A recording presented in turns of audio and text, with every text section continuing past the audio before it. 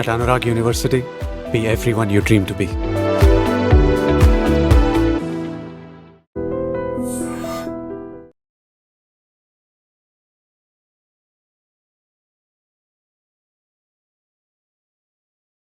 Welcome to iDream. నేను Udayasri. POK Pakistan occupied కశ్మీర్లో ఇటీవల చోటు చేసుకున్న పరిణామాలు దేశవ్యాప్తంగా ప్రపంచవ్యాప్తంగా కూడా చర్చానీయాంశమయ్యాయి. అక్కడ భారీ ర్యాలీ తీయడం జరిగింది. ముజఫరాబాద్ ముట్టడికి పిలుపునిచ్చారు. అందులో వేల మంది పాల్గొన్నారు, లక్షల మంది ర్యాలీలో పాల్గొన్నారు. అసలు ఏం జరుగుతోంది, వాళ్ళ డిమాండ్లు ఏంటి, ఎప్పుడు లేనటువంటి ఇలాంటి ర్యాలీలు ఇప్పుడు ఎందుకు చోటు చేసుకుంటున్నాయి, అక్కడి పరిస్థితులపై మనతో మాట్లాడడానికి జియోపాలిటిక్స్ అనలిస్ట్ సురభి గారు ఉన్నారు. మాట్లాడదాం. నమస్తే అండి, welcome to studio. Sarsha garu, how are you doing? Good, doing good. How are you? I'm all right. Thanks for asking. So అంటే ఒక్కసారిగా POKలో ఇప్పుడు జరుగుతున్న పరిణామాలు చూస్తూ ఉంటే అసలు ఇంతకుముందు ఇంత పెద్ద ఎత్తున ర్యాలీ ఎప్పుడైనా జరిగిందా? అంటే ఎలాంటి ప్రాబ్లమ్స్ వాళ్ళు ఫేస్ చేస్తూ ఉన్నారు? ఈ ర్యాలీకి దారితీసిన కారణాలు ఏంటి అసలు? See, POK అనేది is Pakistan occupied Kashmir, right? ఇప్పుడు Kashmir is this అనుకోండి, 50% of Kashmir is with India, 50 to 55%. Another 15% is with China. 30% కంటే కొంచెం ఎక్కువ పాకిస్తాన్ హ్యాస్. ఈ POKలో మెయిన్లీ ఎవరు ఉంటారు? రెఫ్యూజీస్ ఉంటారు. Refugees who ఫ్లెడ్ from Pakistan and Jammu in 1947 when the separation happened, or in 1965 when the war again happened between India and Pakistan. Now their predominant concern is ఇప్పుడు POKలో ఉండడమే ఒక కష్టమైన విషయం. నీళ్ళు ఉండదు, ఫుడ్ ఉండదు, కరెక్ట్గా ఎడ్యుకేషన్ ఉండదు. It is a very tense place యూజువల్గా. ఏ బార్డర్ ఉన్నా అంతే కదా. So POK is the top most priority for either India from this side or Pakistan from that side. So ఎప్పుడు ఒక అన్రెస్ట్ ఉంటుంది ఆ రీజన్లో. దానివల్ల ఎడ్యుకేషనే కానీ, women's education, children's education, jobs availability, economy is usually on the lower end.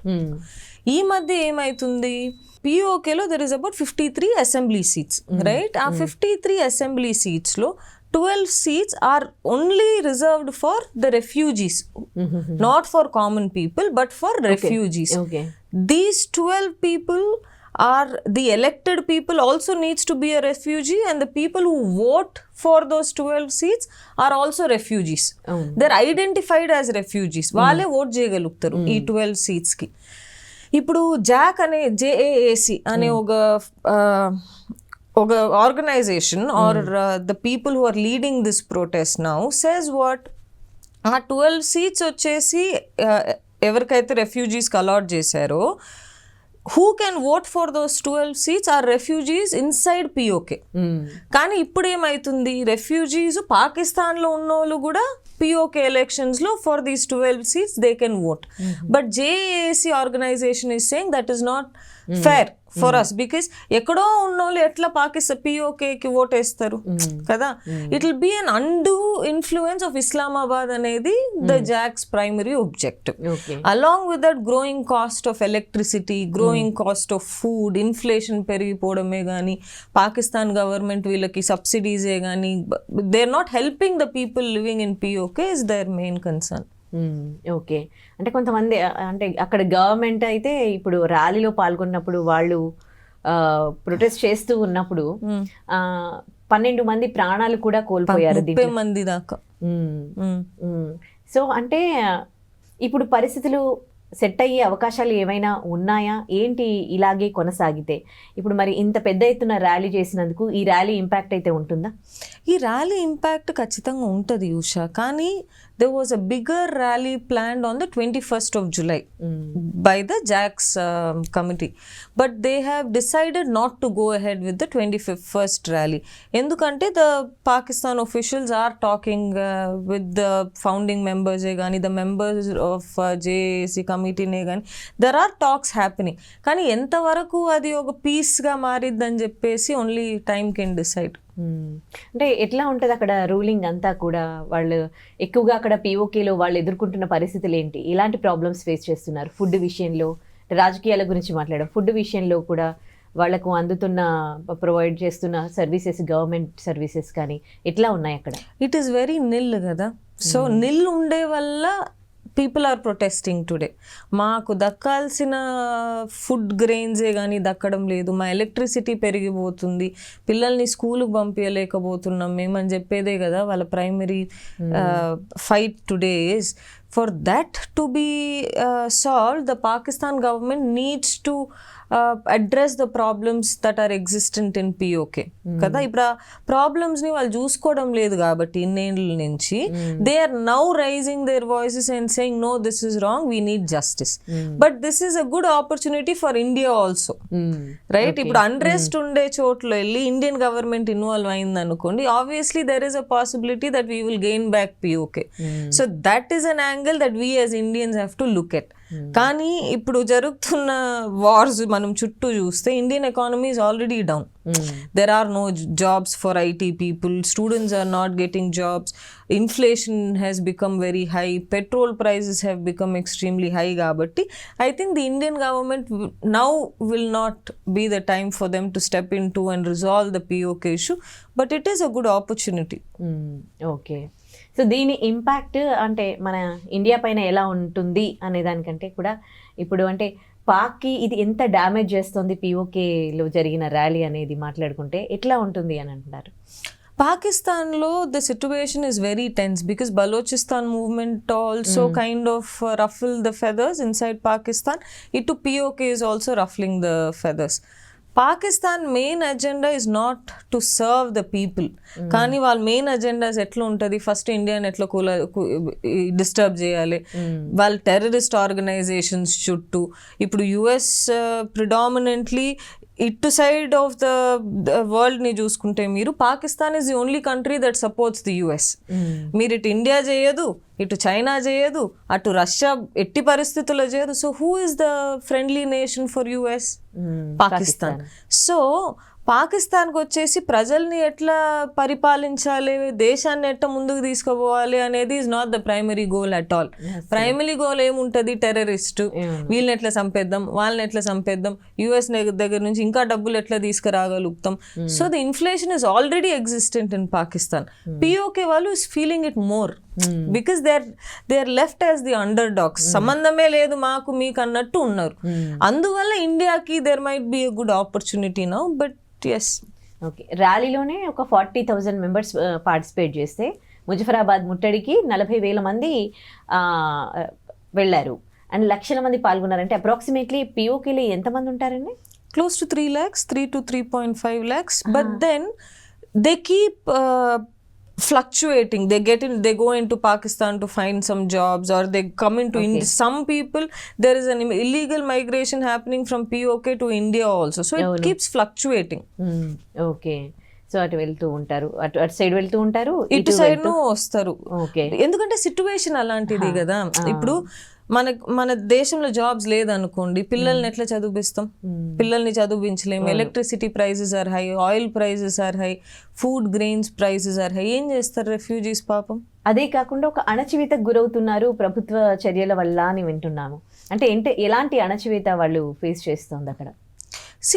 Predominantly like I said Usha గారు, ఇప్పుడు వాళ్ళకి food, electricity, schooling, less terrorism in POK, all these are things that they demand from the government. ఇవన్నీ ఇవ్వట్లేదు కదా government వాళ్ళకి. POKలో వచ్చేసి there is always a war zone, right? ఇప్పుడు చుట్టూ మీరు సోల్జర్స్ పెట్టుకుని ఎట్ట బతుకుతారు? ఇప్పుడు మనం రోడ్లో దిగామనుకోండి, ఇటో 100 సోల్జర్స్, ఇటో 100 సోల్జర్స్ ఉంటే ప్రశాంతంగా నడవగలుగుతామా? అంటే మీరు చూస్తూ ఉంటే అంటే మెల్లిమెల్లిగా నెమ్మదిగా కాలక్రమేణా అటు నుంచి బయటికి వెళ్ళిపోతూ ఉన్న వాళ్ళు, మైగ్రేన్ అవుతూ ఉన్న వాళ్ళు పెరిగిపోతున్నారా, లేకపోతే అక్కడికి వస్తున్నారా ఇన్ని ఇయర్స్ నుంచి? వెళ్ళిపోయే వాళ్ళే ఎక్కువ ఉంటారు కదా ఉషా గారు. ఇప్పుడు మీరు బంగ్లాదేశ్ సిచువేషన్ బాగాలేనప్పుడు ఖచ్చితంగా వెళ్ళిపోతారు కదా. Who will want to stay in a place that is disputed? Firstly POK is a place of dispute. India claims this side, China claims, Pakistan says no, this is us. So it's always a place where there are activities happening, government activities happening, Indian soldiers being there, Pakistan soldiers being there, Chinese soldiers. Our place is already unrest. ఇలాంటి ఒక దీంట్లో మనం ఏం చేయాలి? The government has to provide sustainable life for the people living there కదా. ఇప్పుడు మన side లో కాశ్మీర్ తీసుకోండి, right? Is it not better now? Jobs ఉన్నాయి, ఎడ్యుకేషన్ ఉంది, ఇన్ఫ్లేషన్ తగ్గుతుంది, there is good amount of people seeing life there. కానీ అటు సైడ్ పాకిస్తాన్ పిఓకేలు వెళ్ళి చూడండి, లేదు కదా అవన్నీ. So obviously people will migrate and move out to other countries. No, one good thing is there are a lot of visa opportunities for refugees. ఏ refugee ఉన్నా కూడా, అది ఇండియన్ రెఫ్యూజీ ఉన్నా కూడా అంతే ఉంటుంది, పాకిస్తాన్ రెఫ్యూజీ ఉన్నా కూడా అంతే ఉంటుంది. ది యుఎస్ఏ కానీ, యూరోపే కానీ, ఇటు సైడ్ ఆస్ట్రేలియానే కానీ, everybody can, the process of visa is easy. Refugees దాన్ని క్యాష్ చేసుకుంటారా ఈ రెఫ్యూజీస్? చాలా మంది చేసుకుంటారు. కానీ ఇలాంటి వ్యక్తులు ఎవరైతే లేదు, ఇది నా భూమి, నేను ఇక్కడే, అలాంటి వాళ్ళు ఇబ్బంది పడతారు పాపం. ఇప్పుడు ఇండియాకి దీన్ని ఎలా అంటే అడ్వాంటేజ్ తీసుకునే ఛాన్స్ ఏమైనా ఉంటుందా? ఇప్పుడు India has been a country who's always avoided war. ఏ ఒక సిచ్యువేషన్ ఇండియా స్టాండ్ తీసుకోరు outside of the world or even inside we play it very diplomatically. ఎక్కడ మనం ఏం చెప్పేది, ఒక స్టాండ్ తీసుకొని ముందుకు వెళ్ళాలి, సోల్జర్స్ని బయటికి పంపిస్తామనేది ఇప్పటిదాకా జరిగింది లేదు, except for the Bangladesh conflict that when it happen when Indira Gandhi was there. We have not volunteered for any. కానీ ఇప్పుడున్న government may take that step. You don't know, elections are coming in 2029. So ఉండొచ్చు, లేదు మేము పిఓకే తీసుకొచ్చి we made it a part of India అని చెప్పుకోవడానికి it is one of the biggest selling point for BJP కదా. And that will play a factor in the elections కాబట్టి they might go ahead. But given the circumstances around the world, war happening between Russia and Ukraine, we don't talk about it, మాట్లాడట్లేదు, కానీ there is still war. People are still dying in Ukraine. Iran lo it is blowing up extremely. Dani valla inflation is also affected India kabatti it might not be the right time. Kani dhairyam chesi konni saalu munduku ellalante it is a good time to choose. ఇప్పుడు దీని impact అంటే world wide ఎట్లా ఉంటుందండి? అసలు పిఓకేలో war జరిగితే ఏమైనా దాని impact ఉంటుందా అసలు? See, POK is not a Iran లో స్ట్రైట్ ఆఫ్ హర్మూజ్ అంటాం. If that gets affected the whole world gets affected. POK is not such kind of a place. A disputed place ఉన్నా కానీ అక్కడ ఏం జరిగినా it won't affect other countries కదా. But it will definitely ruffle feathers between China, Pakistan and India. So if China gets into war or if Pakistan gets into war or if India gets into war, appudu the other countries might get affected gaani. But that is a very rarely thing to see in the coming days. Okay, ఇప్పుడు మన India నుండి వెళ్ళిన refugees ఎవరైనా ఉన్నారో పిఓకేలో, వాళ్ళు ఏమైనా ఇప్పుడు back రావాలి అని అనుకుంటే మన ఇండియా గవర్నమెంట్ రూల్స్ ఎట్లా ఉంటాయి? Indian government has always accepted refugees that have gone పార్టీషన్లు ఎవరైతే విడిపోయినారో they always humbly accepted them. But proper documentation ఉండాలి that you guys are Indians, that you guys, if you look at 1947 ముందు everybody were a part of India కదా. So refugees ని ఇక్కడ వచ్చి visa అడిగినప్పుడు I think they go through a very stringent process of interview. ఎందుకు రావాలి అనుకుంటున్నారు? కొంతమంది రెఫ్యూజీ అని చెప్పి టెర్రరిస్ట్ కూడా అవ్వచ్చు కదా, high possibility. So Indian government yes there is a place for refugees, but then వాళ్ళ visa process will be very stringent. Okay, అంటే ఇప్పుడు ఇలాంటి పరిస్థితులు నెలకొన్నాయి కదా మన బార్డర్స్ లో, ఇండియాకి పిఓకేకి ఉన్న బార్డర్ లో, దాని ఇంపాక్ట్ ఎట్లా ఉండింది అంటున్నాను. ఇండియాలో ఎట్లా ఉంటుంది అంటారా? బార్డర్ ప్లేసెస్ లో, బార్డర్ ప్లేసెస్ లో POK is one side, China is another side, Pakistan is another side. This side is India kada. So if you go to Jammu Kashmir and see as a part of India, you don't see much of a difference because there is a clear line of control, LOC, that is drawn between India and Pakistan kabatti Pakistan will not dare to come inside India. Mundu undedi ఎప్పుడు article 370 వచ్చే ముందు Pakistan could play around LOC, but now they are not able to. China will surely not get involved in the given circumstances. Accession, whatever that they have a claim on, that is where they have a claim on. Nobody will come into war with India anukunta, but the situation will remain tense.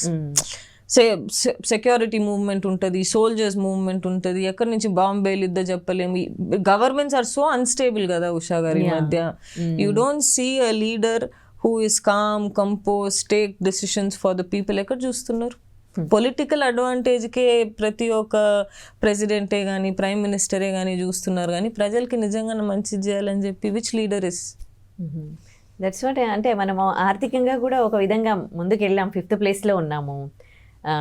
So ఒక విధంగా అయితే ఇప్పుడు అంటే ప్రపంచ దేశాలలో భారత్ అయితే ముందుకే వెళ్తోంది, to be frank. You have to, అందరూ అనుకుంటున్నారు మనం 5th ప్లేస్లో ఉన్నాం ఎకానమీలో అని చెప్పేసి compare to other countries. But మీరు ఒక్క ఇది ఆలోచించాలి Usha garu, population in India is extremely high. అవును, రైట్. పర్ క్యాపిటా జీడిపి ఎంత ఉంది ఒక వ్యక్తి దగ్గర? అంటే how much is one person able to provide? Very less, minimal, right? So only there are a few people who are doing well, not the whole country. Poverty is still at 30%. Unemployment is still at 57%. If you go back to rural areas of India, do you really see good educations, good hospitals? Better than before. Everything is better than before. We are not walking in the past. Yeah, we are everything moving better ahead. than before only. We are moving ahead. Before that it was not like this. No, ఇలాంటి పరిస్థితి లేదు. ఇలాంటి economy కూడా ముందు ఉన్నింది లేదు కదా. See, IT revolution brought up a huge opportunities in India. Do we agree to that? IT వచ్చిన తర్వాత ఇండియాలో ఆపర్చునిటీస్ పెరిగాయి. People started to become more aware of what's happening around them, right? You have apps like YouTube, Google, Instagram, where information is available like this. People are able to make money using those applications. ముందు అట్లా లేదే. See, the opportunity is also so much that yes, we don't have another choice but to move forward.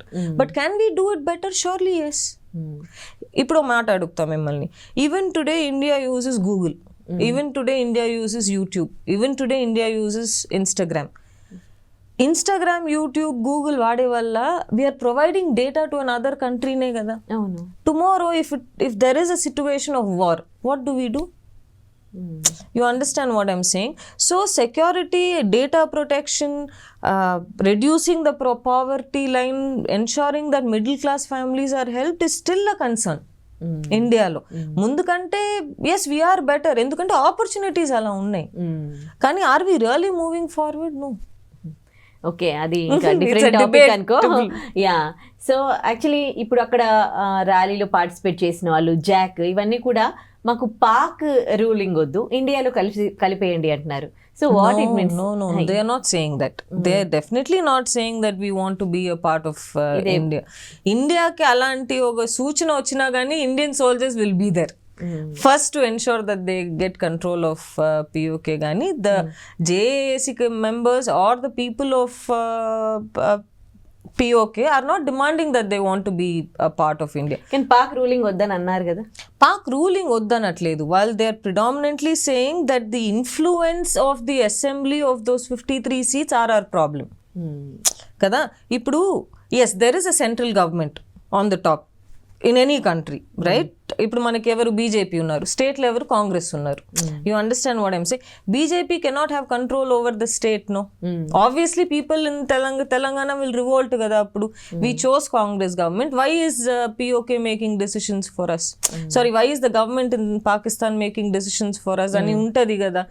That is the issue. The issue is not that they don't want to be ruled by Pakistan. The issue is that they want an autonomy, number one.